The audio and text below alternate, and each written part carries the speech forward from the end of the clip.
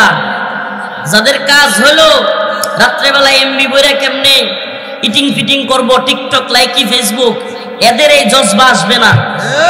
অন্তর থেকে দ্বীনের প্রতি, ইমানের প্রতি ওই তামান্না না থাকলে অন্তর থেকে ওই বুঝটা আসবে না। ও বেটা, তুমি পড়ে আসো ফেসবুক, টিকটক, লাইকি আর গার্লফ্রেন্ড নিয়া, ইয়াবা নিয়া, হিরোইন নিয়া, আর তোমার দেশ দখল করবার জন্য হিন্দুত্ববাদীরা তৈরি হয়ে আছে।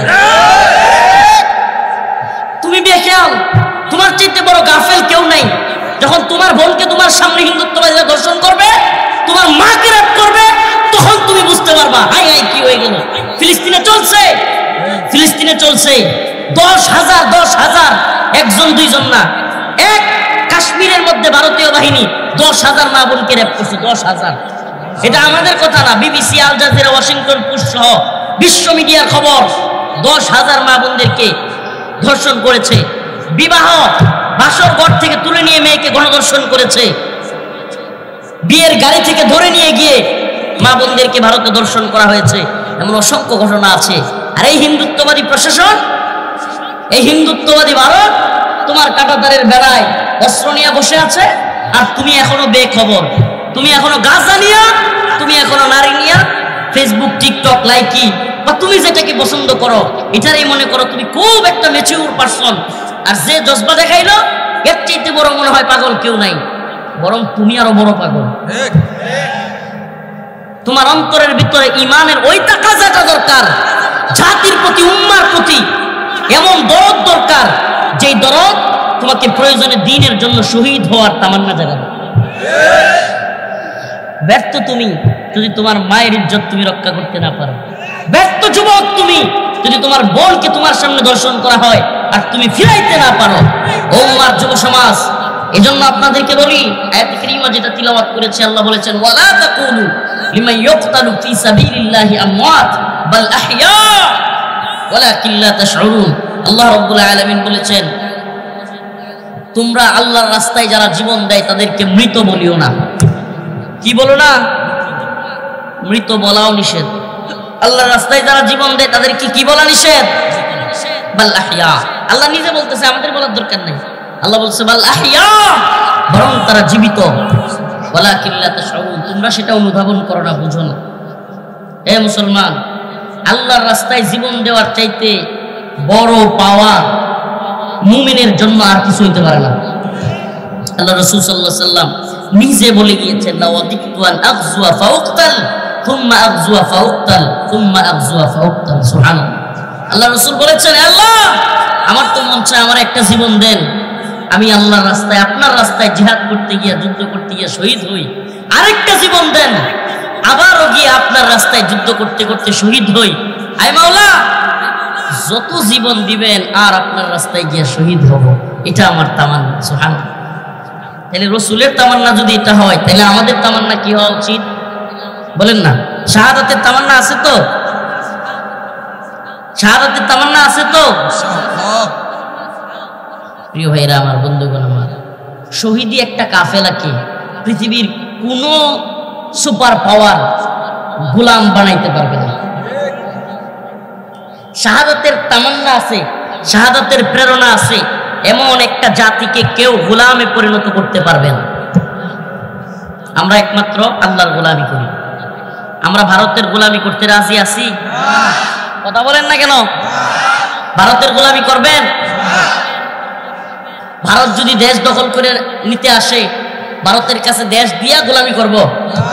হ্যাঁ প্রিয় ভাইরা আমার, বন্ধুগণ আমার, এটাই আপনার ঈমান রক্ষা করা, আপনার দ্বীন রক্ষা করা, আপনার ভূখণ্ড রক্ষা করা, এটা আপনার উপর ফরজ। এটা আপনার ফরজ। এই ফরজ বিধানকে হেলায় অবহেলা করে যদি গাফলতের ঘুমান, অবস্থা হবে মায়ানমারের, রাখাইনের মতো, কাশ্মীরের মতো, ফিলিস্তিনের মতো। এই জন্য গাফলতের চাদর গায়ে না দিয়া সজাগ থাকতে হবে। কোন জাতি যদি সজাগ থাকে, কোন জাতি যদি সজাগ থাকে,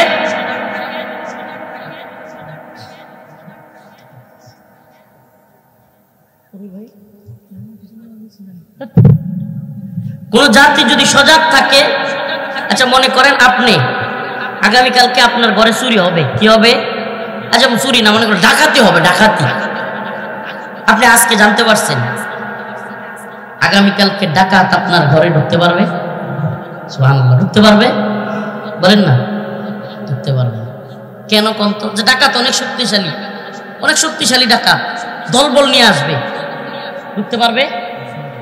আবার কয় কেন পারবে না? সতর্ক থাকলে কি করবেন? লাঠি নিয়ে রেডি থাকলে এতগুলো ডাকাত দলবল নিয়ে আসবে? সুবহানাল্লাহ, না ভাই। মূলত আপনি নিজে যদি না পারেন, আপনার যদি ধারণা থাকে যে এতজন আসবে, আপনি প্রয়োজনে এলাকায় মাইকিং করবেন, এরপরে আপনি ফিরাবেন। যৌক্তিক কথা বলতে হবে। এরপরে আপনি কি করবেন? ফিরাবেন। তার মানে সচেতনতা কতটা গুরুত্বপূর্ণ।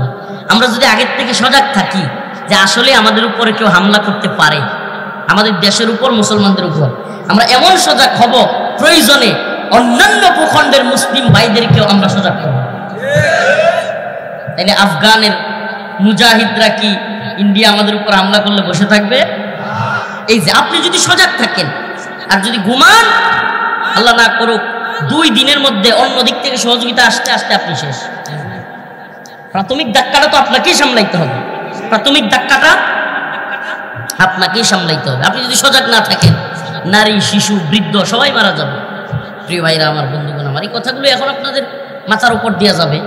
আল্লাহ না করুক পরিণতিটা যদি ভয়াবহ হয়, তখন বুঝতে পারবেন যে হুজুর কি বলে গেছিল। বাংলাদেশের প্রায় প্রত্যেকটা সীমান্তে গন্ডগোল চলতেছে, প্রায় প্রত্যেকটা সীমান্তে ঝামেলা চলতেছে। হিন্দুত্ববাদীরা একের পর এক, কিছু প্রতিবেশী আছে না, আপনাদের এলাকায় আছে কিনা, বাড়ির কাছে কিছু প্রতিবেশী থাকে যেগুলো পায়ে পাড়া দিয়া ঝগড়া বাজায়, খালি কাজ হলো ঝগড়া লাগানো। তো ইন্ডিয়া হলো আমাদের সেই প্রতিবেশী যে গায়ে পাড়া দিয়ে কি করতে চায়। এরা নিজের বিরাট মুড়া মনে করে, বিশাল বড় শক্তিশালী রাষ্ট্র মনে করে। আমি একটা মিডিয়াতে দেখলাম কয়েকদিন আগে, হিন্দুত্ববাদীদের এক মিডিয়া, বাংলাদেশের সেনাবাহিনী কতজন, ভারতের কতজন, বাংলাদেশের ট্যাঙ্ক কতগুলো, তাদের ট্যাঙ্ক কতগুলো, বাংলাদেশের বিমান কতগুলো, তাদের বিমান কতগুলো, বাংলাদেশের যুদ্ধ জাহাজ কতগুলো, তাদের কতগুলো, বাংলাদেশের সাবমেরিন আছে কিনা, ট্যাঙ্ক, এরপরে জঙ্গি বিমান আছে কিনা, এরপরে হেলিকপ্টার, অ্যাটাকিং হেলিকপ্টার আছে কিনা, এগুলোর হিসাব করতেছে। এই হিন্দুত্ববাদী ভারতকে ওই মিডিয়াগুলোরে জানায় দিতে চায়, আফগানে তালেবান মোল্লাদের কাছে রাশিয়ার চাইতে সেনাবাহিনী বেশি ছিল। সোভিয়েত ইউনিয়ন ভাঙ্গা খান খান হয়ে গেছে তালেবানের সামনে, অল্প যোদ্ধা। America, Britain, France, Germany, Italy, Netherlands, পৃথিবীর সব পরাশক্তিগুলো একত্রিত হইয়া নেটো জোট গঠন কইরা আফগানে আইসা নাকে খত দিয়া বাপ দাইকা সাইরা দে মাকান্দাওয়াসি কই বিদায় নিছে। আমেরিকার কামান, বিমান, জঙ্গি বিমান, যুদ্ধ বিমান, সাবমেরিন, অ্যাটাকিং হেলিকপ্টার, ড্রোন, সেনাবাহিনী, কোনটা কম ছিল? তোরা এত হিসাব করিস না। হিসাবে যাদের বেশি থাকে মাইডা হেরাই বেশি খায়। আচ্ছা মনে করেন আমরা এনে কয়েকজন, এই যে স্টেজে এখানে অনেক মানুষ না, হ্যাঁ, আমরা যদি এখান থেকে ডিল মারি, আমার মনে হয় লাগবেই কারো না কারো শরীরে, ঠিক ঠিক না? আর আমাদের শরীরে আমরা কয়েকজন সেভ করে বলাইতে পারি। আমরা যদি লাভ দিয়ে খালি ওই পাশে যাই, এটা বেড়ার ওই পাশে, তাইলে লাগবে না। এটা একটা উদাহরণ দেওয়ার জন্য বললাম। কিন্তু এখান থেকে যাইতে যাইতে আমরা যতগুলো ডিল মারবো সব কিন্তু কারো না কারো গায়ে লাগে, ঠিক ঠিক না? এখান থেকে এত মানুষ ডিল দিলে ডিলে ডিলে বাড়ি খাই হইলো, কিন্তু শরীরে কমাইবে। এটা উদাহরণ দেওয়ার জন্য আল্লাহ রসুল বলেছেন মাত্র মতবাদ যেটা টিকে থাকবে। প্রিয় হাজিরিন, আয়াত কারীমা তিলাওয়াত করেছিলাম, ইয়া আইয়ুহাল্লাযীনা আমানুস্তাঈনু বিস-সাবরি ওয়াস-সালাহ ইন্নাল্লাহা মা'আস-সাবিরিন ওয়া লা তাকুলু লিমান ইউকতালু ফি সাবিলিল্লাহি আমওয়াত বাল আহইয়াউ ওয়ালাকিন লা তাশউরুন। আল্লাহ রাব্বুল আলামিন বলেন, হে বান্দা, চাইতে হলে আমার কাছে চাও। কার কাছে? সুবহানাল্লাহ। যে যত বেশি আল্লাহর কাছে চায় সে তত বেশি খুশি হয়। আর দুনিয়ার নিজাম কি? আমরা হেফজখানায় পড়তাম, উস্তাদের কাছে টাকা রাখা লাগতো, নিজে টাকা রাখা যাইতো না। হেফজখানায় এটা নিয়ম ছিল। কার কাছে? হুজুরের কাছে। টাকা সব দিতাম, সকাল বিকাল নাস্তার সময় চাইতাম, কিন্তু নিজের টাকা নিজের বাপে দিছে হুজুরের কাছে, তবুও সকাল বিকাল 2 বার চাইতে লজ্জা লাগতো। দেখেন, নিজের টাকা নিজের বাপে দিছে, তাও চাইতে কি হয়তো লজ্জা লাগতো, কিন্তু আল্লাহর কাছে চাইলে বলেন না, আল্লাহর কাছে চাইলে জাম মসজিদের উন্নয়ন কল্পে আল্লাহর কাছে দিবেন, দুনিয়ার কারোর জন্য চাই নাই। রুমালগুলো যাবে ইনশাআল্লাহ, আরো কিছু কথা বলবো। রুমালগুলো যাবে, জাস্ট ব্যাগগুলো আছে, অল্প কিছু হাদিয়া মসজিদের জন্য, আল্লাহর ঘরের জন্য। আমিও শরীক থাকবো ইনশাআল্লাহ। মসজিদের কাজ চলতেছে। প্রিয় ভাইরা আমার, আমি মুসাফির, আমি মাজলুম, আপনাদের কাছ থেকে হতাশা চাই না, ফিরিয়ে দিয়েন না কেউ কিছু না কিছু। মাজলুম মানুষ দোয়া করবো, মুসাফির মানুষ সবার জন্য দোয়া করব। আল্লাহ রসুল বলেছেন মুসাফিরের দোয়া কবুল হয়, মাজলুমের দোয়া কবুল হয়। আমি বাংলাদেশে আমাকে 7 দিনের ব্যবধানে 2 বার গ্রেফতার করা হয়েছে, 2 বার 7 দিনের ব্যবধানে। একবার মতিঝিল থেকে ধরে নিয়ে গেছে, আরেকবার আমার বাড়ি থেকে ধরে নিয়ে আসছে। এরপরে 26 দিন রিমান্ডে রেখেছে, প্রায় 3 বছর কারাগারে রেখেছে। এমন কোন নির্যাতন নাই যেটা করে নাই, প্রিয় ভাইরা আমার। কিন্তু আজকে ওই নির্যাতনকারীরা আল্লাহর সামনে, পৃথিবীর সামনে লাঞ্ছিত। আর আল্লাহ পাক আমাদেরকে আলহামদুলিল্লাহ শুকরিয়া আদায় করি, এই উম্মার ভালোবাসার পাত্র বানিয়ে দিয়েছে। প্রিয় ভাইরা আমার, সবাই কিছু না কিছু শরীক হওয়ার চেষ্টা করি। আসুন অল্প কিছু শরীক ভাই দেন, দেন আমার কাছ থেকে নেন 500 দেন। হুজুররা সবাই সবাই মঞ্চ যারা আছেন, অল্প হোক শরীক থাকা উন্নয়নে। সুবহানাল্লাহ। এই একটা ইটের টাকা হোক, 12 টাকা হোক, 10 টাকা একটা ইটের দাম না 12? কত একটা ইটের দাম? কত? 10 টাকা। ও আচ্ছা, 10 টাকা, 10টা টাকা হোক, একটা ইটের দাম হোক, মসজিদের কাজের জন্য দেওয়া। সুবহানাল্লাহ। আমি একটা টিপস দিয়ে যাই, সুবহানাল্লাহ, তাআল্লুক মা আল্লাহর জন্য। এটা খুব গুরুত্বপূর্ণ টিপস। টাকা দিতে থাকেন আর এই টিপসটা শুনেন, তাআল্লুক মা আল্লাহ, আল্লাহর সাথে সম্পর্ক করার জন্য। যে এলাকায় যাবেন, মসজিদে নামাজ পড়লেই, যে এলাকায় বেড়াইতে যাবেন, গিয়াই 20টা 50টা সামর্থ্য অনুযায়ী 100 টাকা ওই মসজিদের ফান্ডে দিয়ে আসবেন। সুবহানাল্লাহ। আপনার জিন্দেগিতে 50-60 যখনই মরেন, আপনার মৃত্যুর আগে আপনি দেখবেন আপনি 2 থেকে 250 মসজিদের মধ্যে অল্প অল্প টাকা দিয়ে দিচ্ছেন। একটা 2টা না, কয়শো। বেড়াইতে গেছেন, 50 টাকা 10 টাকা যেমন পারছেন পকেট থেকে বের করে মসজিদের ফান্ডে রেখে দিলেন। সুবহানাল্লাহ। যখন বিপদে পড়ে যাবেন, এই 200-250 মসজিদ আল্লাহর কাছে আপনার জন্য সুপারিশ করবে। দান করছেন অল্প, কিন্তু এই একদিকে সব দেখি, এদিকে নাই। এদিকে কোথায়? প্রিয় ভাইরা আমার, বন্ধুগণ আমার, আল্লাহ রাসূল হাদিসের মধ্যে বলেছেন, মান বানা লিল্লাহি মাসজিদান বানাল্লাহু লাহু বাইতান ফিল জান্নাহ। যে ব্যক্তি মসজিদকে আবাদ করলো, শুনেন যুবকেরা হাদিসটা শুনো, যে ব্যক্তি মসজিদকে আবাদ করলো, সে জান্নাতে তার বালাখানা তৈরি করেছে। এই জান্নাতে বালাখানা চাইতো আমরা ইনশাআল্লাহ। লিল্লাহি তাকবীর, লিল্লাহি তাকবীর, নারে তাকবীর। আল্লাহ তুমি সবাইকে জান্নাতে যাওয়ার তৌফিক দান করো। আর জোরে বলেন আমিন। ইয়া আইয়ুহাল্লাযীনা আমানু ইসতাঈনু বিস-সাবরি ওয়াস-সালাহ। হে ঈমানদারগণ, তোমরা আল্লাহর কাছে চাও, ইসতাঈনু তোমরা চাও, বিস-সাবরি ওয়াস-সালাহ নামাজ এবং সবরের মাধ্যমে। কিসের মাধ্যমে? নামাজ এবং সবরের মাধ্যমে। আল্লাহ রাসূল সাল্লাল্লাহু আলাইহি সাল্লাম যখন বিপদে পড়তেন, মুসিবতে পড়তেন, দৌড়ায়া মসজিদে চলে যাইতেন, 2 রাকাত নামাজ পড়তেন। সুবহানাল্লাহ। দ্রুত মসজিদে চলে যেতেন পেরেশানি আসলেই। আর আমরা পেরেশানি আসলে একটা সিগারেট ধরাই না? হাই হাই, আমরা রাসূলের কেমন উম্মত হইলাম। রাসূল পেরেশানি আসলে 2 রাকাত নামাজ পড়তেন, আর আমরা কি করি? নাউযুবিল্লাহি মিন যালিক। এটা করা যাবে? আমরা রাসূলের উম্মত স্বীকার করি তো? পেরেশানি আসলে 2 রাকাত নামাজ পড়েন, একদিন পড়া দেখেন পেরেশানি কোথায় যায়। একদিন খালি পড়া দেখেন।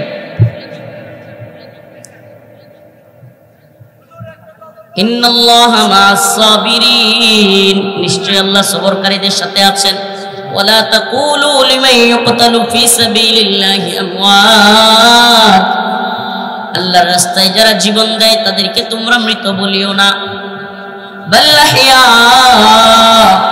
বরং তারা জীবিত। ওয়ালাকিন লা তাশউরুন, কিন্তু তোমরা অনুধাবন করো না।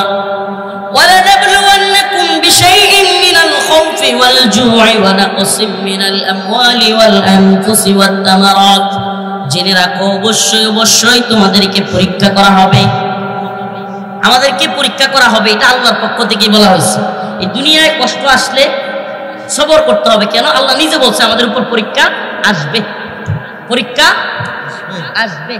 মুসিবত আসবে কিন্তু সবর করতে হবে আল্লাহ পাক আমাদের সবাইকে সবরের মাধ্যমে আল্লাহকে পাওয়ার তৌফিক দান করুন এবং শাহাদাতের মাধ্যমে আল্লাহ পাক দ্বীনকে বিজয়ী করুন এবং দ্বীন বিজয়ী কাফেলায় আমাদেরকে শরীক হওয়ার তৌফিক দান করুন আর জোরে আওয়াজ করে বলুন আমিন আমি বিগত কয়েকদিন অসুস্থতার কারণে সিরাজগঞ্জের অনেক প্রোগ্রামে শরীক হইতে পারি নাই আমার জন্য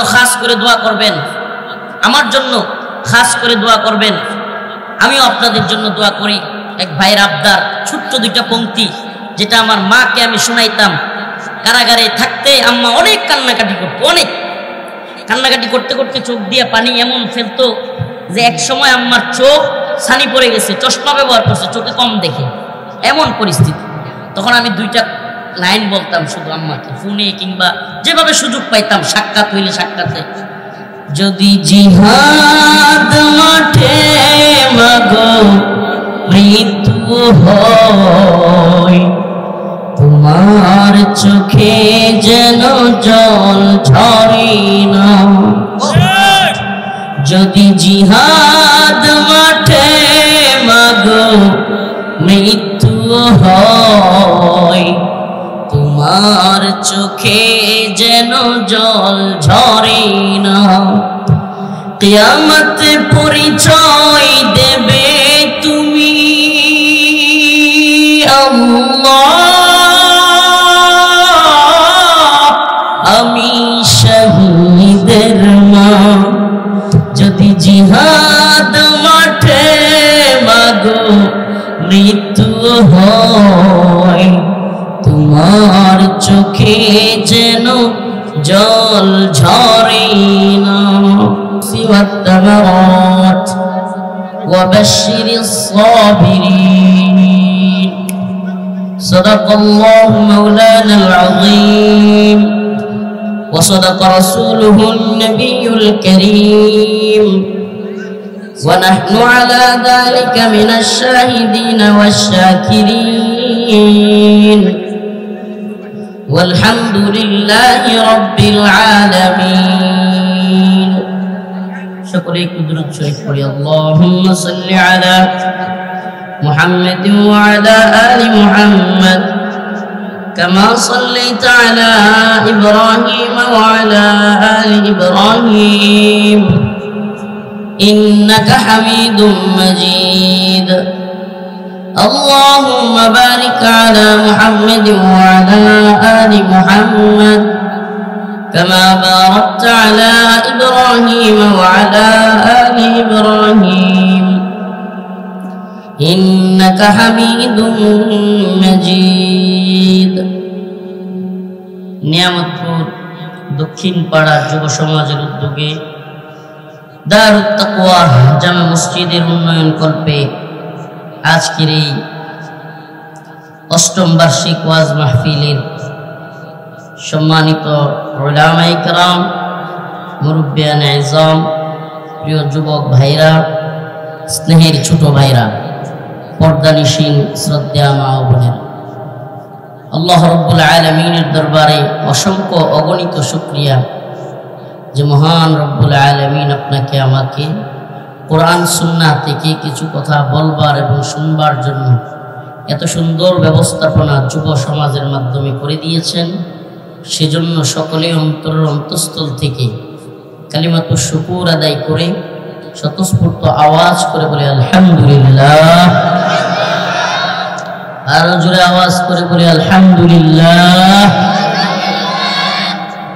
আল্লাহ পাক বলেন লা ইন শাকারতুম লা আযীদান্নাকুম যারা আমার নিয়ামতের শুকরিয়া আদায় করে আমি নিয়ামত আরো বাড়ায় দিই সুবহানাল্লাহ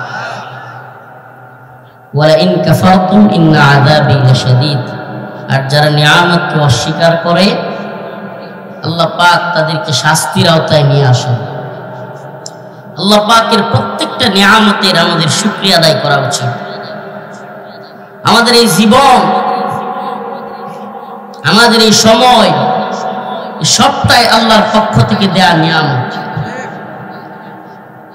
এই সময় আল্লাহর পথে কাজে লাগতেছে কিনা, দ্বীনের পথে কাজে লাগতেছে কিনা, দ্বীন বিজয়ের পথে কাজে লাগতেছে কিনা, এটাও আল্লাহ পাক হিসাব নেবে।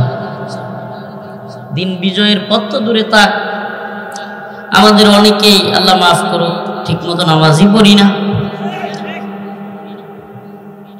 বাবা মাকে কষ্ট দেই, মুরব্বীদেরকে কষ্ট দেই, হালাল ইনকামের দ্বার দাঁড়ি না। প্রত্যেকটা নিয়ামতের ব্যাপারে ওয়ালা তুসআলুন্না ইয়াওমাইযিন আনিন নাঈম, প্রত্যেকটা নিয়ামতের ব্যাপারে আল্লাহ পাক জিজ্ঞাসা করবেন। অতএব নিয়ামত, এটার কদর করা চাই, যে কোনো নিয়ামত হোক। প্রত্যেক ঊর্ধ্বতনকে তার অধীনস্থের ব্যাপারে জিজ্ঞাসাবাদ করা হবে।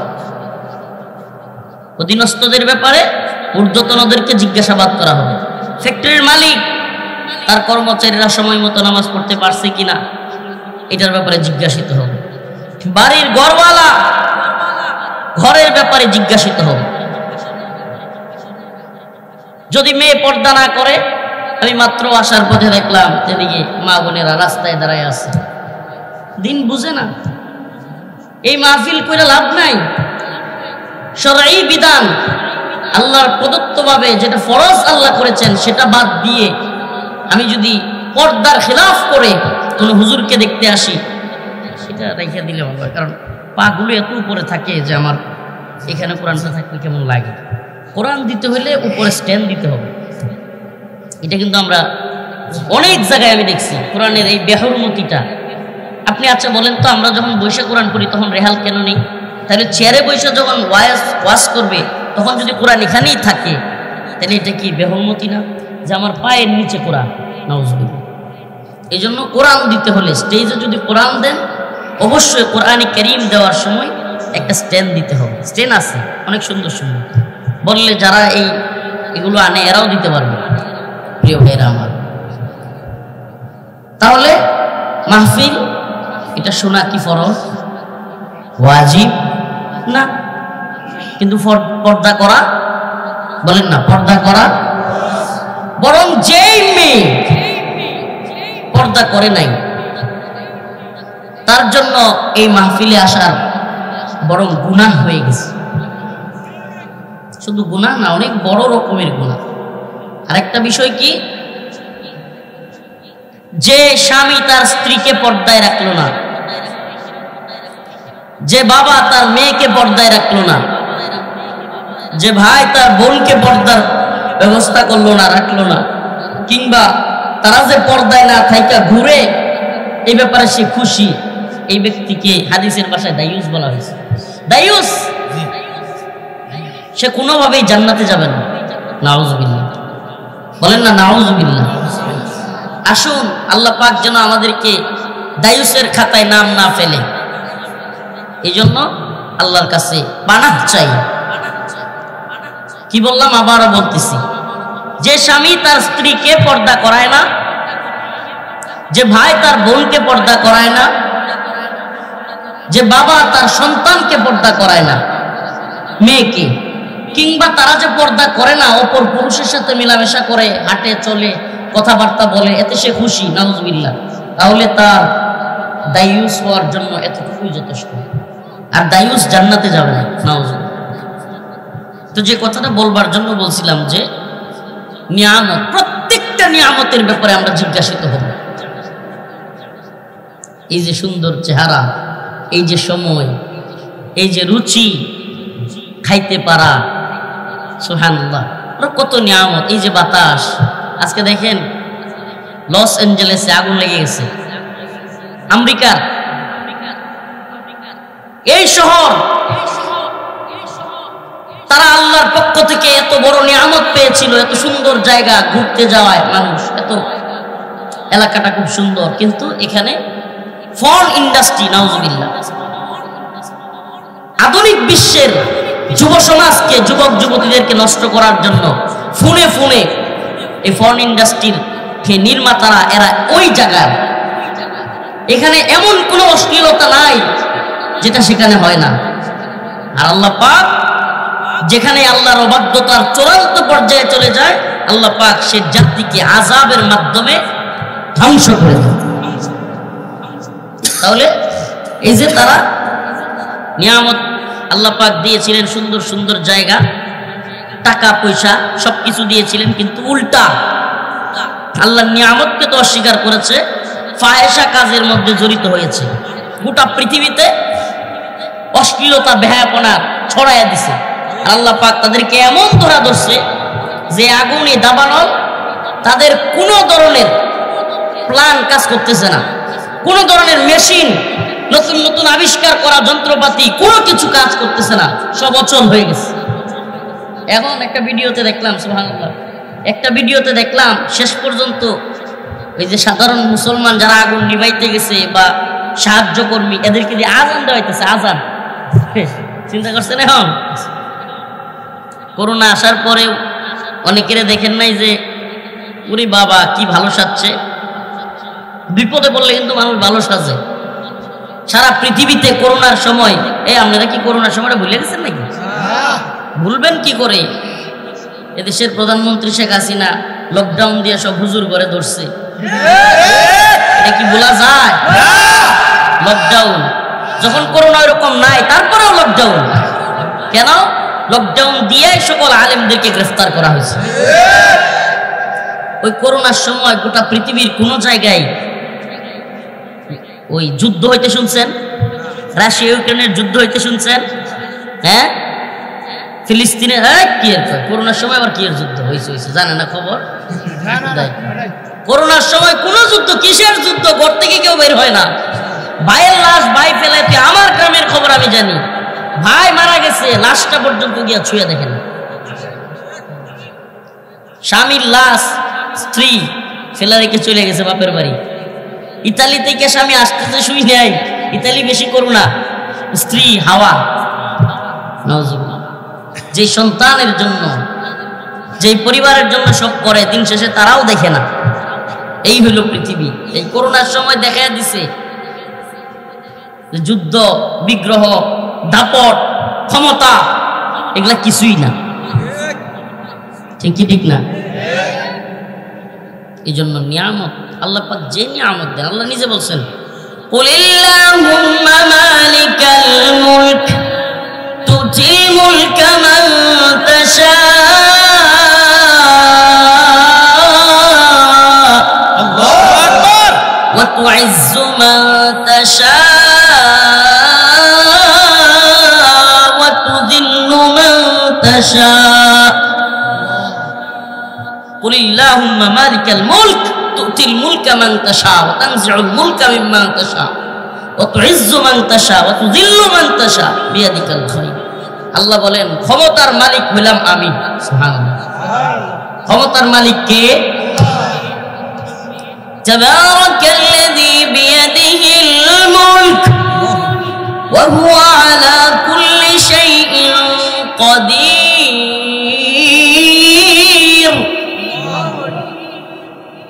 বিভিন্ন আয়াতে আল্লাহ তার ক্ষমতার জানান দিচ্ছেন। আল্লাহু লা ইলাহা ইল্লা হুয়াল হাইয়ুল কাইয়্যুম। তিনি হাইয়ুন, তিনি কাইয়্যুম, তিনি শাইউন কাদির, তিনি আলিম, তিনি সামিউ, তিনি বাসীর। সুবহানাল্লাহ, সুবহানাকা ইয়া, সমস্ত ক্ষমতার মালিক।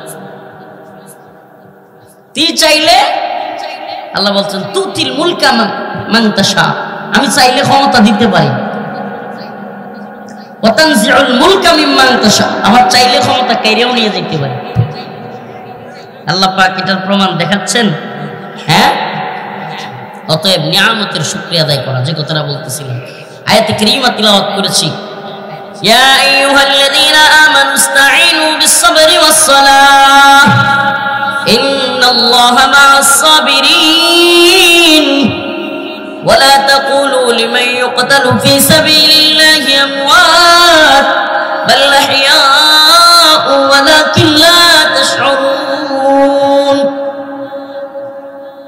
আল্লাহ রাব্বুল আলামিন বলেন, হে মুমিনেরা, ইস্তাঈনু বিস-সাবরি ওয়াস-সালাহ, তোমরা আল্লাহর কাছে চাও সবর এবং নামাজের মাধ্যমে। আল্লাহর কাছে চাইতে হবে। কার কাছে? এই বলেন না, চাইতে হবে কার কাছে? এই দুনিয়ার কারো কাছে চাইলে সবকিছু পাবেন? নাউজুবিল্লাহ। এখন দুনিয়ায় পীরের কাছে, বাবার কাছে গিয়া সন্তান চাইলে সন্তান পাওয়া যাবে? সন্তান দেনেওয়ালা কে? বলেন না, কে? সন্তান দিতে পারেন। ঋণগ্রস্ত আছেন, ঋণ পরিশোধ করার ব্যবস্থা করে দিতে পারেন। অভাবী আছেন, অভাব দূর করতে পারেন। মানসিকভাবে বিধ্বস্ত, মন খারাপ, ভালো লাগে না, মন ভালো করে দিতে পারে। সুবহানাল্লাহ, সুবহানাকা ইয়া রব। তাহলে সেই মালিকের কাছে চাইবো। আরে দুনিয়ার কারো কাছে চাইলে, দুনিয়ার কারো কাছে হাত পাতলে ছোট হওয়া লাগে।